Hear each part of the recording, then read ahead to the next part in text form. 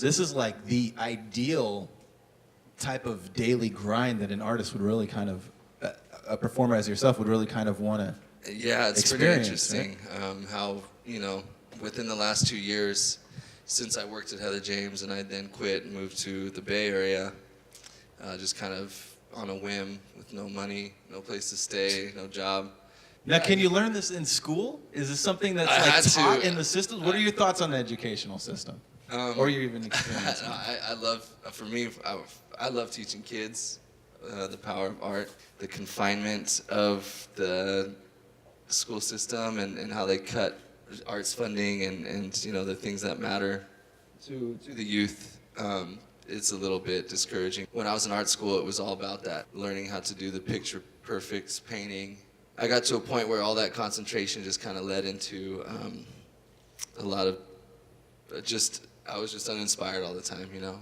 Once I dropped out of art school, then got the job at Heather James and saw, you know, the potential and the range of art and different types of work, then I made the decision to just abandon all of that scholastic academic approach and ended up working, just kind of doing more of like this type of expressive, still kind of abiding by classical technique, but for me it was more about putting my energy into it as opposed to trying to make a perfect image. And from that, I feel like people, the audience, responds a lot more frequently rather than something that is a picture perfect landscape or portrait. It just tends to like, oh wow, I can't do something like that, you know. So it's whereas they see expression. something like this, it's like, maybe I can do something like that, you know. So it's a little bit more of an inspiring thing for me to see people's reaction to that.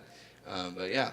Your expression is kind of guiding their interpretation, I guess, is what I feel the most connected to, because when people, I mean, a lot of the times when I'm painting live, especially the murals that I did at the mall, people would come up and be like, wow, where do you get your inspiration, or what does this mean? And, you know, for me, I'm more interested to know what they see in it, you know, and for me, it's not so much about what I think, and I feel like in a very selfish position if I'm like, oh, this is what this means, and check out what I can do. And open to interpretation, individual. For me, the audience is more interesting to see. Would you say that that's almost another medium that sets your art apart from other people? I mean, for me, social experimentation with the audience. So like recently, I've been doing a lot of painting on live models, like figures.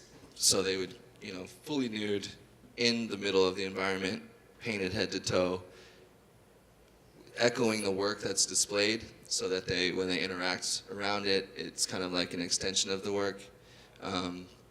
But I think taking that out into the public, maybe incorporating it into like a metropolitan area where people aren't necessarily ready for it, it can have a different effect, as in like going to a gallery and just seeking art out. Like